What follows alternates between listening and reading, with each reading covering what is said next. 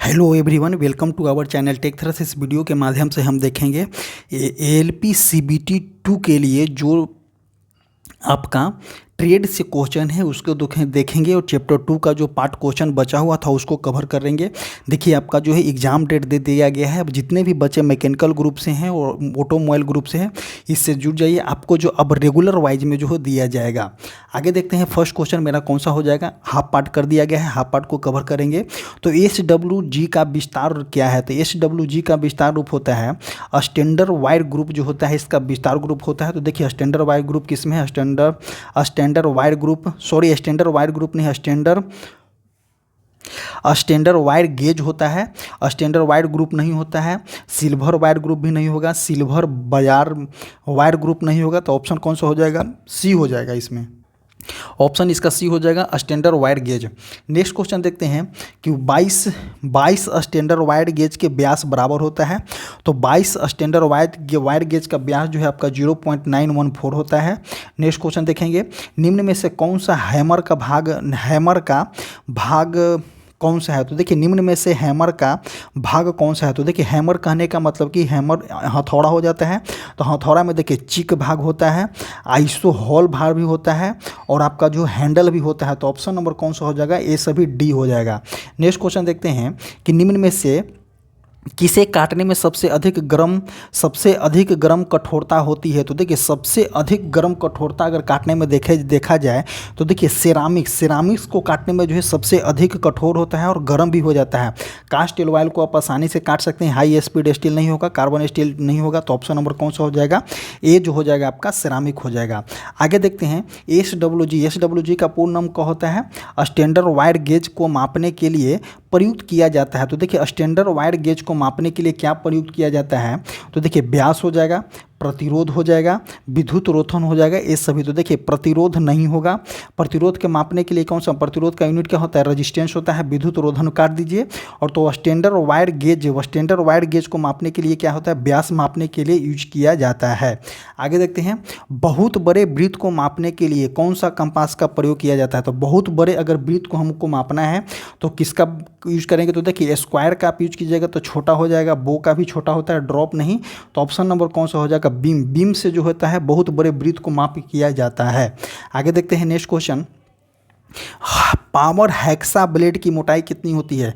तो देखिए power hexa blade की मोटाई पूछा गया है इसमें। तो पावर हेक्सा ब्लेड की मोटाई जो होती है 1.27 सेंटीमीटर से लेकर के 2.54 सेंटीमीटर तक होती है। तो ऑप्शन नंबर डी जो हो जाएगा इसका सही हो जाएगा।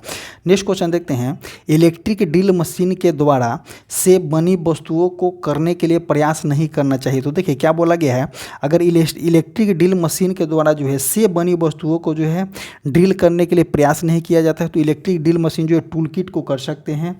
और आगे बताते हैं आपको कि इसको प्लास्टिक में भी कर सकते हैं। तो ये सभी नहीं होगा। ऑप्शन नंबर बी जो हो जाएगा इसका आंसर हो जाएगा। आगे देखते हैं नेक्स्ट क्वेश्चन कि चिन्हीकरण उद्देश्य के लिए प्रयुक्त होने वाले इंजीनियर की हथौड़ा का भार होता है। देखिए चिन्हीकरण पूरा गया है। चिन्हीकरण हथौड़े के लिए मतलब कि किसी चीज़ को हथौड़ा को लेकर के किसी चीज़ के द्वारा जो होता है उस पर पीट करके जो है चिन्हीकरण किया जाता है। तो उसमें जो हथौड़े का भार पूछा गया है कितना होना चाहिए हथौड़े का भार? तो उसमें हथौड़े का भार जो है आपका 125 ग्राम होना चाहिए। आगे देखते हैं कि आमतौर पर हथौड़ा का हैंडल लकड़ी का बना होता है क्योंकि यह सस्ता होता है। बिल्कुल गलत हो जाएगा। यह झटके को अवशोष कर सकता है। यह वजन में हल्का हो सकता है, गलत हो जाएगा। यह आसानी से उपलब्ध होगा, ये भी गलत हो जाएगा। लेकिन सूटेबल आंसर जो हो जाएगा कि आमतौर पर हथौड़े जो होते हैं हैंडल लकड़ी के बने होते हैं। इसका अगर सूटेबल आंसर देखा जाए तो यह झटके को अवशोषित कर लेते हैं। लकड़ी जो होता है झटके को अवशोषित करने की काम करता है। अगर लकड़ी की जगह आप लोहा यूज करते हैं तो आपका जो है झटका ज़्यादा महसूस होता है। इसीलिए जो है लकड़ी के हथौड़े में जो है लकड़ी का यूज किया जाता है। आगे देखते हैं, निम्नलिखित में से किसका उपयोग हैंडल ठीक करने के लिए किया जाता है? तो हैंडल को ठीक करने के लिए हम किसका यूज कर सकते हैं? तो देखिए चिक को नहीं करेंगे, न फेस को न पिन को। तो आइसो होल देखिए जैसे कि एक हथौड़ा है, एज एग्जांपल हम लेते हैं कि इनकेस ये हथौड़ा है तो हथौड़ा में एक होल होता है, इसी को आइसो होल कहते हैं। तो आइसो होल को ठीक कीजिएगा तो हैंडल क्या हो जाएगा? ऑटोमेटिक अपने आप ठीक हो जाएगा। नेक्स्ट क्वेश्चन हो जाएगा, सीट धातु कार्य हेतु किस हथौड़े का प्रयोग करते हैं? तो देखिए सीट धातु कार्य करने के लिए हम जो है बॉल पिन हथौड़ा, स्लेज हथौड़ा, क्रॉस पिन हथौड़ा, नरम हथौड़ा। तो दिया गया है कौन सा कि सीट कार्य हेतु जो है हम किस हथौड़े का प्रयोग करते हैं, तो सीट कार्य हेतु हम जो है नरम हथौड़े का प्रयोग करेंगे। आगे देखते हैं, निम्न में से हथौड़ा का भाग नहीं है। तो देखिए फेस जो होता है हथौड़ा का भाग होता है, हैंडल भी होता है जो हथौड़ा का ही भाग है, अब पिन जो होता है आपका हथौड़ा का भाग होता है, लेकिन सैक जो है हथौड़ा का भाग नहीं है। तो ऑप्शन नंबर डी जो हो जाएगा इसका सही हो जाएगा। आगे देखते हैं, की होल आरी का प्रयोग किस लिए किया जाता है। तो देखिए की होल आरी का प्रयोग किस लिए किया जाता है, तो सीधी रेखा कटिंग के लिए, वक्र रेखा कटिंग के लिए, आकृति को काटने के लिए। तो की होल आरी का जो होता है ऑप्शन नंबर बी और सी हो जाएगा, वक्र रेखा कटिंग के लिए और आकृति को काटने के लिए जो है की होल आरी का प्रयोग की जाती है। तो ऑप्शन नंबर बी जो हो जाएगा इसका सही हो जाएगा। नेक्स्ट क्वेश्चन देखते हैं कि ड्रिल मशीन में किए गए गोल छिद्र सर्कुलर होल को आवश्यकता अनुसार आयताकार रेक्टेंगल आकृति प्रदान किया जाता है। तो किसके द्वारा किया जाता है, तो देखिए आरी के द्वारा, की होल आरी के द्वारा, टैनन आरी के द्वारा, इनमें से कोई नहीं। तो इसका आंसर जो हो जाएगा की होल आरी के द्वारा जो है सर्कुलर जो है, इसको सर्कुलर जो आयताकार शेप आप दे सकते हैं, तो की होल आरी के द्वारा की जाती है। नेक्स्ट क्वेश्चन देखते हैं, निम्न में से किसके द्वारा अस्थाई चिन्हित का कार्य संपन्न किया जाता है। तो देखिए अस्थाई चिन्हित का कार्य बोला गया, अस्थाई, तो स्क्राइबर के द्वारा अस्थाई नहीं किया जाता है। स्क्राइबर के द्वारा इस तरह से मार्क दिया जाता है सेरामिक वाली चीज़ों पे। डिवाइडर भी नहीं होगा, चिन्हित प्लेट भी नहीं हो जाएगा। तो पंच के द्वारा जो है आपका जो है परमानेंट मार्क दी जाती है। नेक्स्ट क्वेश्चन देखते हैं कि हल्के पंच चिन्ह के लिए 30 डिग्री युक्त प्रिंक पंच का प्रयोग करते हैं, जबकि साक्ष्य चिन्ह के लिए उक्त प्रिंक पंच का प्रयोग करते हैं। तो साक्ष्य चिन्ह के लिए जो आपका कितना डिग्री हो जाएगा, तो 60 डिग्री हो जाएगा। सेंटर पंच का पॉइंट कोण कितना होता है, तो सेंटर पंच का पॉइंट कोण जो होता है आपका 90 डिग्री होता है।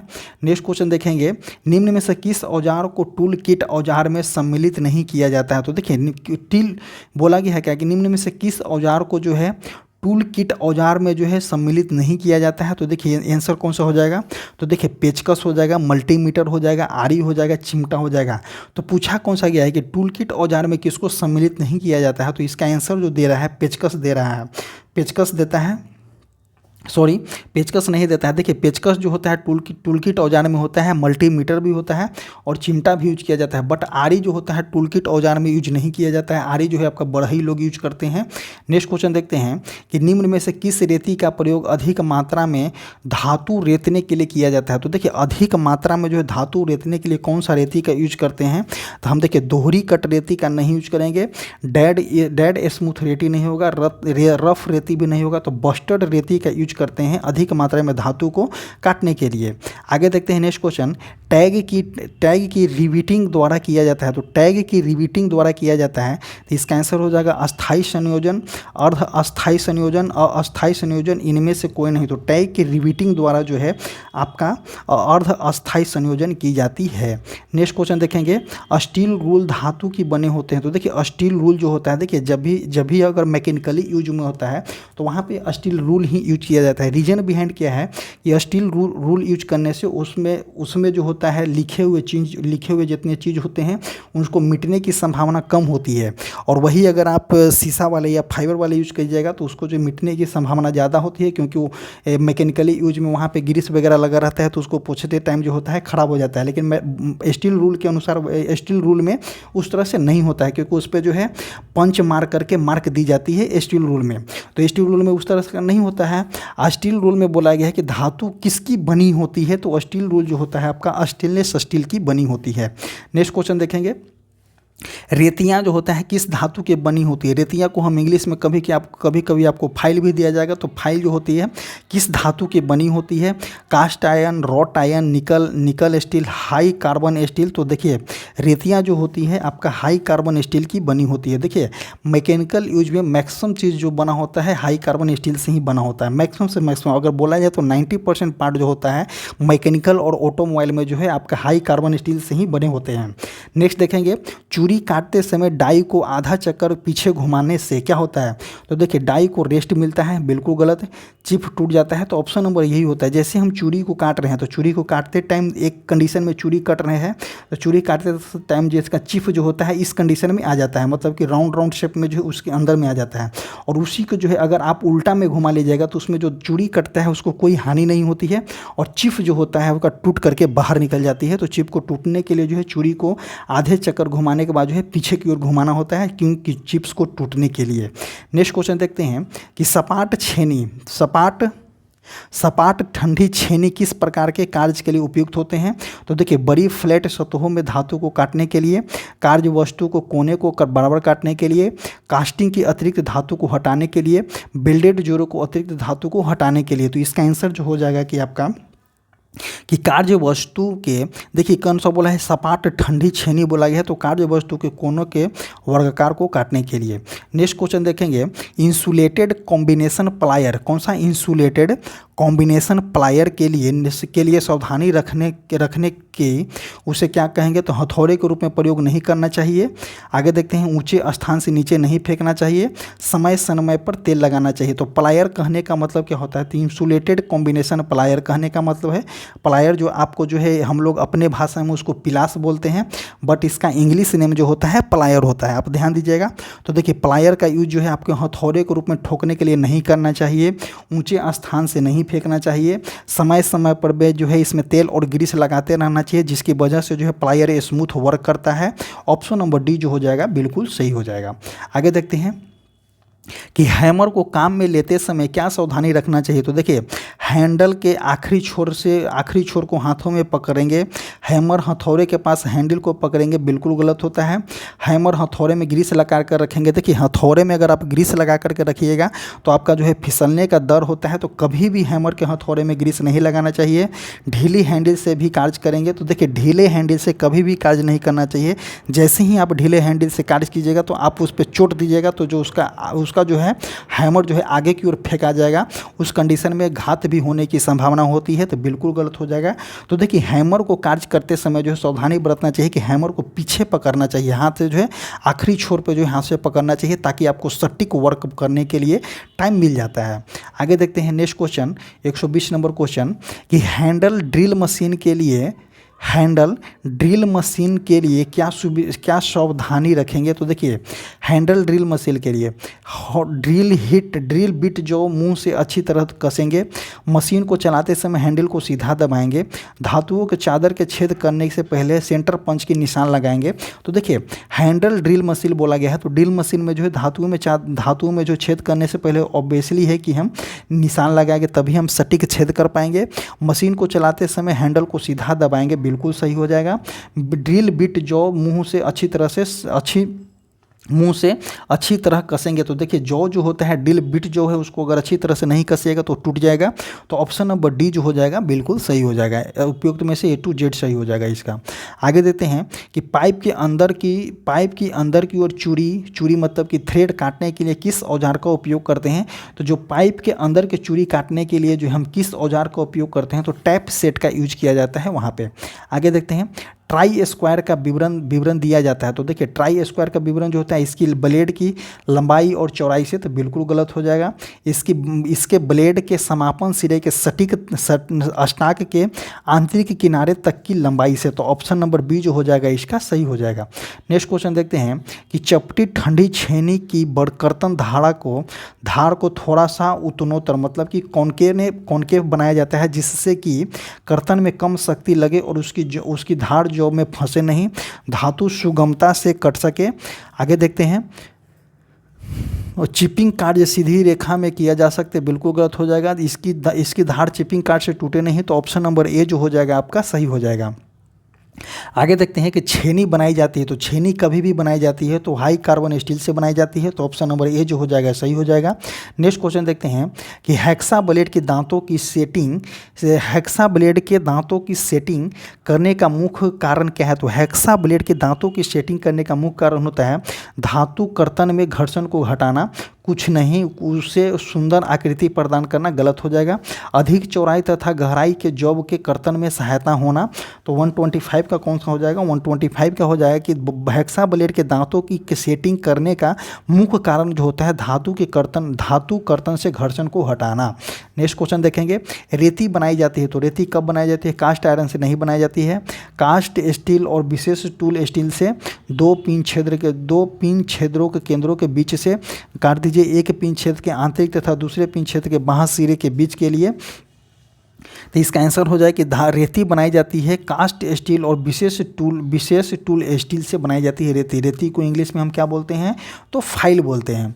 रेती की लंबाई मापी जाती है तो छोर से कंधे तक की, छोर से हिल तक की, छोर से टैंक तक की, हिल से टैंक तक की। तो देखिए रेती को हम कम माप सकते हैं, तो देखिए छोर से हिल तक की हम जो है रेती को लंबाई को मापते हैं। आगे देखते हैं नेक्स्ट क्वेश्चन, किसी नमूने की सतह से उच्च एवं निम्न धब्बे की रेती से समान बनाना है, रेती के किस प्रकार से आप उपयोग करते हैं? तो देखिए किसी नमूने की सतह से ऊंच और एवं निम्न धब्बे की रेती से समान बनाना है, तो रेती किस प्रकार का उपयोग करेंगे? तो समानांतर रेती, अनुदैर्ध्य रेती, अनुप्रस्थ रेती, करवट कट। तो इसका आंसर जो हो जाएगा आपका कर्व कट के द्वारा जो है बनाई जाती है। आगे देखते हैं, लकड़ी के किसी टुकड़े को रेती करने के लिए आप किस प्रकार की रेती का यूज करेंगे? तो लकड़ी के किसी टुकड़े को रेती करने के लिए आप किस प्रकार के रेती का यूज करेंगे? तो लकड़ी के टुकड़े के यूज करने के लिए हम जो है रेस्प कट रेती का यूज करते हैं। नेक्स्ट क्वेश्चन हो जाएगा, चित्र किस रेती के भाग को दर्शाता है? चित्र एक्स में जो दिया गया है, एक्स कौन सा है? तो हैंडल हो जाएगा, टैग हो जाएगा, हील हो जाएगा, शोल्डर हो जाएगा। तो अगर इसका बात करें तो इसका आंसर जो हो जाएगा हील होता है। आगे देखते हैं, चित्र में किस प्रकार की रेती दी गई है? तो चित्र में जो है आपका रेती दिया गया है, तो रस्प कट रेती, सिंगल कट रेती, डबल कट रेती, कर्व कट रेती। तो देखिए इसमें जो है डबल कट रेती दिया गया है इस तरह से और इस तरह से दिया गया है, तो डबल कट रेती हो जाएगा। नेक्स्ट क्वेश्चन देखेंगे, नेक्स्ट हो जाएगा, हेक्सा ब्लेड बना होता है, तो हेक्सा ब्लेड जो बना होता है ऊंच स्पीड स्टील का बना होता है। देखिए ऊंच स्पीड स्टील इसलिए बोला है कि इसको वर्क करना है, तो ऊंच स्पीड स्टील का बना होता है। आगे देखते हैं, दो हेक्सा ब्लेड के दो आसन दांतों के बीच की दूरी को क्या कहते हैं? तो दो हेक्सा ब्लेड के दो आसन दांतों के बीच की दूरी को हम क्या बोलेंगे? तो ब्लेड की विशिष्टता बोलेंगे, ब्लेड की पिच बोलेंगे, ब्लेड की उपाधि बोलेंगे, ब्लेड्स का आकार बोलेंगे। तो दो हेक्सा ब्लेड के दो आसन दांतों के बीच की दूरी को क्या बोलेंगे? तो ब्लेड्स का पिच बोला जाता है। नेक्स्ट क्वेश्चन देखेंगे, क्या होगा जबकि हेक्सा ब्लेड को कटिंग के दौरान हेक्सा फ्रेम में अधिक सख्त कर रखा जाता है? तो देखिए अगर इन केस अगर हेक्सा ब्लेड में जो है अधिक सख्त करके आप रख रहे हैं तो उसको क्या हो जाता है? तो ब्लेड मुड़ जाएगा, बिल्कुल गलत होगा। ब्लेड वैसा ही रहेगा, गलत हो जाएगा। ब्लेड का स्थान गलत स्थान है। देखिए ब्लेड जो होता है इसमें अगर ज़्यादा हेक्सा ब्लेड में ब्लेड को कस दीजिएगा तो ब्लेड क्या होती है? ब्लेड टूट जाती है। ऑप्शन नंबर सी जो हो जाएगा सही हो जाएगा। नेक्स्ट क्वेश्चन देखते हैं कि हेक्सा ब्लेड की दांतों का आकार उसके पिच से सीधे संबंधित होता है। पिच का विवरण कैसे दिया जाता है? तो हेक्सा ब्लेड की पूरी लंबाई से 100 मिलीमीटर के प्रति लंबाई से 25 मिलीमीटर की प्रति लंबाई से 10 मिलीमीटर की प्रति लंबाई से। तो इसका आंसर जो हो जाएगा आपका कि 25 मिलीमीटर की प्रति लंबाई से। नेक्स्ट क्वेश्चन देखेंगे कि धातु शीट को काटने के लिए हेक्सा ब्लेड का कौन सा चिप यूज करते हैं? तो देखिए कौन सा पिच यूज किया जाता है? तो धातु शीट को काटने के लिए जो है हम जो है 32 TPI का यूज करते हैं।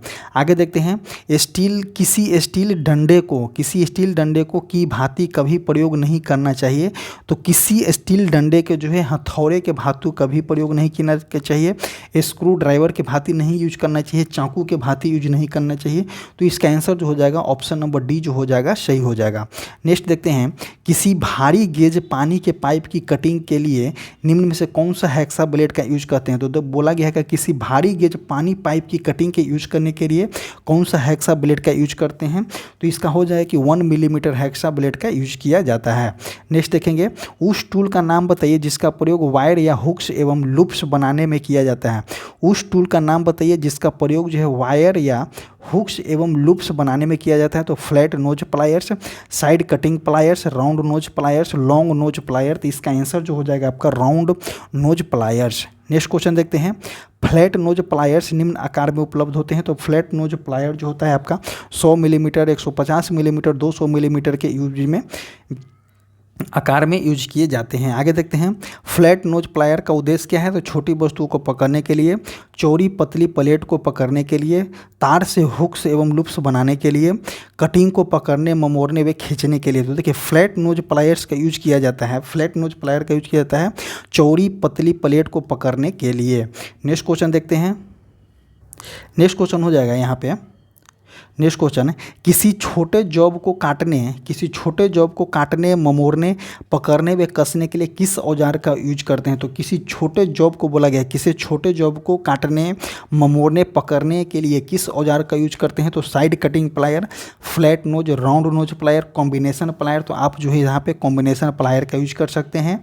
नेक्स्ट क्वेश्चन देखेंगे कि हथौड़े को पकड़ने का सही तरीका कौन है? तो देखिए हथौड़े के पकड़ने का सही तरीका जो है हथौड़े के अंत भाग से पकड़े, हैंडल के अंत से पकड़े। तो ऑप्शन नंबर ए जो हो जाएगा सही हो जाएगा। चित्र में किस प्रकार का हथौड़ा को दर्शाया गया है? तो बॉल पिन हथौड़ा, क्रॉस पिन हथौड़ा, सीधा हथौड़ा, स्लेज हथौड़ा। तो इसका हथौड़ा कौन सा है? तो इसका हो जाएगा बॉल पिन हथौड़ा जो है आपका चित्र में दिखाया गया है। आगे देखते हैं। ट्राई स्क्वायर की परिशुद्धता क्या होती है? तो 0.002 मिलीमीटर से 10 मिलीमीटर लंबाई के लिए, 0.001 मिलीमीटर से 10 मिलीमीटर लंबाई के लिए, 0.010 मिलीमीटर प्रति 10 मिलीमीटर लंबाई के लिए, 0.020 मिलीमीटर प्रति 10 मिलीमीटर की लंबाई के लिए। तो ट्राई स्क्वायर की शुद्धता जो होती है 0.02 मिलीमीटर से लेकर के 10 मिलीमीटर की लंबाई तक की जो होती है शुद्धता होती है। नेक्स्ट देखेंगे। बहुत ही छोटे स्थान में उच्च लीवरेज की आवश्यकता वाले स्थान में नट्स को कसने के लिए किस प्रकार का स्नैपर का यूज किया जाता है? स्पैनर का यूज किया जाता है। Ring spanner, socket box spanner, double सिरे वाले स्पैनर, सिंगल सिरे खुले जबड़े के संयोजन वाले स्पैनर। तो देखिए कौन सा स्पैनर का हम यूज करें यहाँ पे? तो रिंग स्पैनर का यूज किया जाता है। नेक्स्ट देखेंगे। तंग स्थान व गहराई में स्थित नट्स व बोल्ट्स को कसने व ढीला कसने के लिए प्रयुक्त टूल का नाम बताइए। तो डबल सिरे वाले spanner, ring spanner, socket spanner, single सिरे ओपन जबड़े वाले डबल स्टेबल स्पैनर। तो इसका आंसर हो जाएगा 147 का, कि डी हो जाएगा इसका आंसर। नेक्स्ट क्वेश्चन देखेंगे। स्क्राइबर बने होते हैं। तो देखिए स्क्राइबर जब भी बने होते हैं तो उच्च कार्बन स्टील के बने होते हैं। देखिए मैकेनिकल में हम बोले कि मैक्सिमम जो चीज़ होता है जो आपका उच्च कार्बन स्टील का ही बना होता है, हाई कार्बन स्टील का बना होता है। आगे देखते हैं। लकड़ी के सामान में छोटे छिद्र करने के लिए जिस औजार का इस्तेमाल करते हैं उसे हम क्या कहते हैं? तो देखिए लकड़ी के सामान में जो है छोटे छिद्र को करने के लिए किस औजार का यूज किया जाता है? तो आपको बता दें कि छोटे छिद्र को यूज करने के लिए जो है ब्रेड डाउल का यूज किया जाता है। जिमलेट जो होता है बड़े छिद्र को करने के लिए की जाती है। आगे देखते हैं। रावल प्लग टूल के बने होते हैं। तो देखिए रावल प्लग टूल किसके बने होते हैं? तो रावल प्लग टूल जो होता है आपका कार्बन स्टील का बना होता है।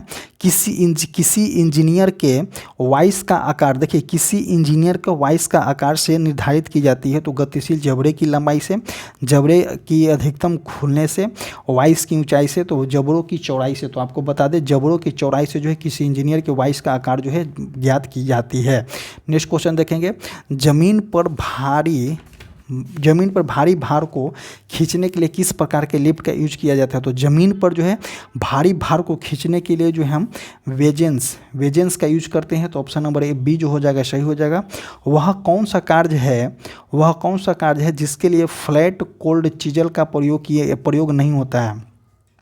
तो देखिए बड़े चौड़े से सतह से धातु हटाने के लिए, जॉब्स के कोने की वर्गाकार बनाने के लिए, कास्टिंग के से अतिरिक्त धातु को उतारने के लिए, बेल्डेड जोड़ से अतिरिक्त धातु को उतारने के लिए। तो ऑप्शन नंबर बी जो हो जाएगा इसका सही हो जाएगा। नेक्स्ट क्वेश्चन देखेंगे। कोने को वर्गाकार बनाने के लिए आप किस प्रकार की रेती का चुनाव करेंगे? तो कोने को जो है वर्गाकार बनाने के लिए जो है क्रॉस कट रेती का, हाफ राउंड नोज रेती का, डायमंड पॉइंट रेती का, वेब रेती का। तो इसका आंसर जो हो जाएगा आपका कि कोने को वर्गाकार बनाने के लिए जो है डायमंड पॉइंट रेती का यूज हम करते हैं। आगे देखते हैं, स्क्रू ड्राइवर या ब्लेड जिस द्रव्य से बना होता है उसका नाम बताइए। तो स्क्रू ड्राइवर या ब्लेड जो होता है जिस द्रव्य से बना होता है, टेम्पर स्टेनलेस स्टील हो जाएगा। हार्डनेस एवं टेम्पर्ड माइल्ड स्टील हो जाएगा। हार्डनेस एवं टेम्पर्ड सॉफ्ट स्टील हो जाएगा। हार्डनेस एवं टेम्पर कार्बन स्टील हो जाएगा। तो देखिए कार्बन स्टील यहाँ पे हम यूज करेंगे। देखिए क्योंकि मैकेनिकल में जो है बहुत सारे चीज़ जो होते हैं, इक्विपमेंट जो बने होते हैं हाई कार्बन स्टील पर ही कहीं बना होता है। आगे देखते हैं, नीचे दिए गए टूल का नाम क्या है। नीचे दिए गए टूल का नाम क्या है। तो पिन पंच, होल पंच, नट एक्सट्रैक्टर, बॉक्स स्पैनर। तो देखिए इसका हो जाएगा कि होल पंच जो है इसका आंसर हो जाएगा 156 का। आगे देखते हैं, केबल को छीलने के लिए चाकू के ब्लेड को रखने के लिए कौन सा चित्रकोण सही हो जाता है। तो देखिए केबल को छीलने के लिए जो है चाकू जो है हम किस प्रकार रखेंगे। तो देखिए 60 डिग्री से अधिक पे, 20 डिग्री से कम पे, 45 डिग्री पे। तो 45 डिग्री और 20 डिग्री के बीच में। तो इसका आंसर जो हो जाएगा आपका ऑप्शन नंबर डी जो हो जाएगा 45 डिग्री और 20 डिग्री, 45 एवं 20 डिग्री के बीच में रखा जाता है चाकू को, जो केबल को छीलने का काम आता है। आगे देखते हैं, AWG का विस्तार रूप क्या है। AWG का axial wire gauge, axial wire gauge, aerial wire gauge, American wire gauge, adjoining wire gauge. अगर AWG का बात करते हैं तो AWG का हो जाएगा अमेरिकन वायर गेज, जिसका आंसर हो जाएगा। आगे देखते हैं, पदार्थ जो है मृदु होने के कारण विकृति हो जाने की वजह से SWG के इस्तेमाल में से किस वायर को मापी नहीं जाती है। तो SWG के जो है इस्तेमाल से किस वायर को हम नहीं माप सकते हैं। तो तांबा, एल्युमिनियम, इस्पात, टंगस्टन। तो अगर बात करते हैं तो यहाँ पे हम एल्युमिनियम को वायर को नहीं माप सकते हैं। नेक्स्ट क्वेश्चन हो जाएगा, वायर गेज प्लेट का आकार कैसा होता है। तो वायर गेज प्लेट का आकार जो होता है वर्गाकार, त्रिकोणाकार, आयताकार, गोलाकार। तो वायर गेज प्लेट का आकार जो होता है आपका गोलाकार होता है। तो ऑप्शन नंबर डी जो हो जाएगा सही हो जाएगा। नेक्स्ट देखते हैं, नेक्स्ट हो जाएगा, कील को ठोकने के लिए कौन से टूल का इस्तेमाल करते हैं। तो देखिए कील को ठोकने के लिए प्लायर का यूज नहीं किया जाता है। मैलेट जो होता है लकड़ी का हथौड़ा होता है। स्क्रू ड्राइवर का भी यूज नहीं करेंगे तो किसका यूज करेंगे, हथौड़ा का यूज करेंगे। कितना सिंपल क्वेश्चन है, बट जो है आपको A to Z का नाम याद रखना जरूरी है। आगे देखते हैं, रैक एक हैंडल टूल है, इसका उपयोग किसके लिए किया जाता है। तो वस्तुओं को मजबूती से पकड़ने के लिए, नट वे बोल्ट को कसने के लिए, किसी वर्गाकार पीस के महीन कणों को हटाने के लिए, आउटडोर उपयोग के लिए झाड़ू के रूप में करते हैं। तो रैक एवं हैंड टूल के जो है किसके ये उपयोग के लिए किसका उपयोग करते हैं। तो इसका आंसर जो हो जाएगा ऑप्शन नंबर डी जो हो जाएगा सही हो जाएगा। आगे देखते हैं, साधारणतः वाइस के स्पिंडल में निम्न प्रकार की चूड़ियाँ होती है। तो साधारणतः जो है वाइस के स्पिंडल में जो है आपका स्क्वायर शेप की चूड़ियाँ होती है। तो ऑप्शन नंबर डी जो हो जाएगा सही हो जाएगा। आगे देखते हैं, वाइस क्लैंप अथवा सॉफ्ट जॉब जो है निम्न धातु के बने होते हैं। तो वाइस क्लैंप अथवा सॉफ्ट जॉब जो होते हैं किस धातु के बने होते हैं। तो आपका जो है एल्युमिनियम धातु की बनी होती है। आगे देखते हैं कि कार्यखंड को क्षैतिज एवं ऊर्ध्वाधर दोनों तलों में झुकने के लिए किस वाइस का प्रयोग करते हैं। तो देखिए कार्यखंड को जो है क्षैतिज तथा ऊर्ध्वाधर तलों में झुकने के लिए जो है किस वाइस का प्रयोग करते हैं। तो swivel machine vice, combination bench vice, कोई भी वॉइस नहीं, यूनिवर्सल मशीन वॉइस। तो इसका आंसर जो हो जाएगा आप यूनिवर्सल मशीन वॉइस का यूज करते हैं। नेक्स्ट देखते हैं, सॉफ्ट जॉ प्रयोग किए जाते हैं। तो परिष्कृत सतह की सुरक्षा के लिए, वॉइस के जबड़े की सुरक्षा के लिए, कार्यखंड को अधिक मजबूती से पकड़ने के लिए, रेती की सुरक्षा के लिए। तो सॉफ्ट जॉ का यूज हम कब करते हैं। तो आपको जो है परिष्कृत सतह की सुरक्षा के लिए। तो ऑप्शन नंबर ए जो हो जाएगा आपका सही हो जाएगा। आगे देखते हैं, बेलनाकार कार्यखंड मतलब कि सिलेंड्रिकल जॉब को पकड़ने के लिए प्रयुक्त वॉइस कौन सा होता है। तो swivel bench vice, quick release bench vice, machine vice, combination bench vice. तो इसका आंसर जो हो जाएगा आपका कॉम्बिनेशन बेंच वॉइस इसका आंसर हो जाएगा। आगे देखते हैं, निम्न में से किस वॉइस में कार्यखंड की क्षैतिज तथा ऊर्ध्वाधर दोनों में से किसी भी कोण पर घुमाने की व्यवस्थित होता है। तो कॉम्बिनेशन बेंच वॉइस में, यूनिवर्सल मशीन वॉइस में, ड्रिल मशीन वॉइस में, क्विक रिलीज बेंच वॉइस में। तो इसका आंसर हो जाएगा यूनिवर्सल मशीन वॉइस में। आगे देखते हैं, तैयार माल को तैयार माल को वाइस में पकड़ते समय का प्रयोग करता है। तो देखिए तैयार माल को जो है वाइस में पकड़ते समय जो है आप जो है हार्ड जॉ का यूज नहीं करेंगे, क्लैंप का भी यूज नहीं करेंगे, बॉक्स नट का नहीं यूज करेंगे, तो आप सॉफ्ट जॉ का यूज करेंगे। देखिए अगर तैयार माल है और उसको जो हमको वॉइस में पकड़ करके कुछ छोटा मोटा काम करना है तो हम सॉफ्ट जॉ का यूज वहाँ पे करेंगे। तो ऑप्शन नंबर डी जो हो जाएगा सही हो जाएगा। सॉफ्ट जॉब का यूज करने के रीजन बिहाइंड क्या हो जाएगा कि सॉफ्ट जॉब को यूज करने से जॉब को किसी भी प्रकार के खतरा नहीं होगा, जॉब जो होता है अपना सुरक्षित रहेगा। आगे देखते हैं कि गोल पाइप व छड़ आदि को पकड़ने के लिए किस वॉइस का प्रयोग करते हैं। तो गोल पाइप बोला गया है, गोल पाइप व छड़ को पकड़ने के लिए जो है किस वॉइस का प्रयोग करेंगे। तो universal machine voice, lag voice, drill machine voice, pipe voice. तो इसमें आंसर जो हो जाएगा हम कब यूज करेंगे, पाइप वॉइस का यूज करेंगे। नेक्स्ट देखेंगे बेंच वॉइस के स्पिंडल में किस प्रकार का ग्रेड होता है। तो बेंच वॉइस के स्पिंडल में किस प्रकार का ग्रेड होता है। तो BSW, BSF, स्क्वायर थ्रेड, नकल थ्रेड। तो इसका आंसर हो जाएगा स्क्वायर थ्रेड का यूज की जाती है। नेक्स्ट क्वेश्चन देखेंगे। नेक्स्ट क्वेश्चन हो जाएगा बेंच वॉइस के संदर्भ में सही कथन कौन सा है। तो देखिए बेंच वॉइस की बॉडी साधारणतः ढलवा लोहे की बनी होती है। वॉइस का मशीन जबरे की चौड़ाई के से दिया जाता है। बाजार में बेंच वॉइस 75 मिलीमीटर से लेकर के 150 मिलीमीटर तक के उपलब्ध होता है। तो A to Z इसका सही हो जाएगा।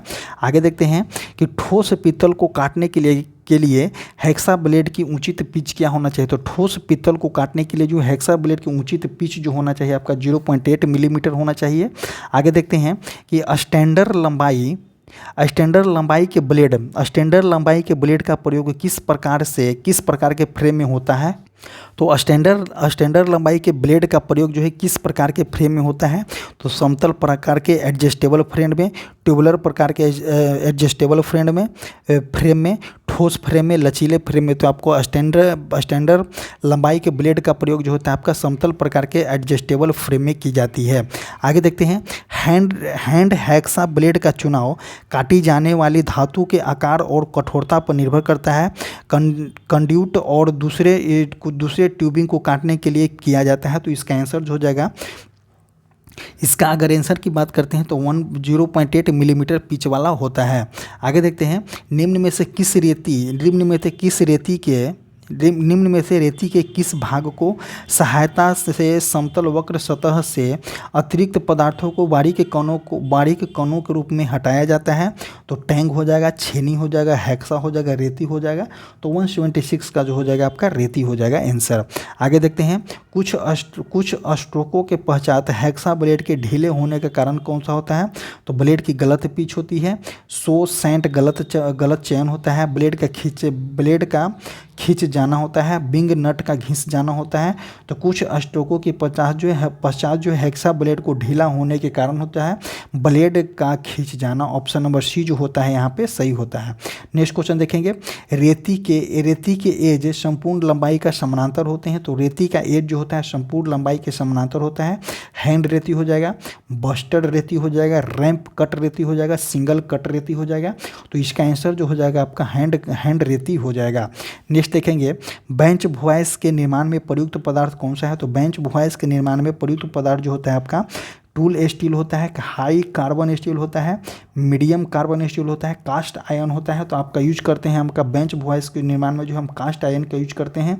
नेक्स्ट क्वेश्चन देखेंगे और जो देखिए ये जो क्या है बेंच वॉइस के निर्माण में जो हम कास्ट आयरन का यूज करते हैं किसी भी प्रकार के अगर मैकेनिकल में टूल बनाने का यूज किया जाता है तो हम वहाँ पर हाई कार्बन स्टील का यूज करते हैं टूल बनाने के लिए। आगे देखते हैं धातु के चिप्स को रेती के दांतों में फंसना क्या कहलाता है। तो देखिए धातु के चिप को इनकेस अगर एक प्रकार का धातु है यहाँ पे जो है एक प्रकार का चिप फंसा हुआ है तो इसको हम क्या बोलेंगे। धातु के चिप को जो है रेती में फंसने को हम क्या बोलेंगे। तो फाइल बाइट नहीं बोला जाता है, फाइल बाइट भी नहीं बोलेगा, पिनिंग ऑफ फाइल बोला जाता है। तो किसी भी धातु चिप को जो है रेती में फंस जाने को हम क्या बोलते हैं, पिनिंग ऑफ फाइल बोलते हैं। और इसीलिए जो है रेती को साफ़ किससे किया जाता है। तो ब्रश से किया जाता है। रेती को हाथ से साफ़ ना किया जाता है, ब्रश से साफ़ किया जाता है। पानी के माध्यम से भी नहीं साफ़ किया जाता है, पानी के माध्यम से साफ़ कीजिएगा तो रेती में जंग लग जाएगा। इसीलिए जो है कार्य करने के बाद जो है रेती को जो है ब्रश से साफ़ करना चाहिए। इसी प्रकार जो है आज का वीडियो समाप्त होता है। आपको बता दें कि आपका जो एग्ज़ाम डेट दे दिया गया है सो आप जो है बहुत ही अच्छे तरीके से इसको पढ़िए क्योंकि ये जो आपका क्वालिफाई नेचर का होता है और जैसे ही क्वालिफाई नेचर का होता है तो जैसे ही आप इसमें क्वालिफाइड हो जाएगा तभी जा करके आपको पार्ट ए में जो है क्वेश्चन पेपर जो होता है पार्ट ए का क्वेश्चन पेपर आपका जांच होगा, अन्यथा नहीं जांच होगा। तो आप इसको हल्का में न लीजिए, आपके पास टाइम कम है तो आप इसको कंटिन्यू देखें। और इसका पीडीएफ जो है हमारे टेलीग्राम चैनल पर डाल दिया जाएगा, जहां आप कमेंट और डिस्क्रिप्शन बॉक्स में टेलीग्राम का लिंक पिन किया गया है। Thank you.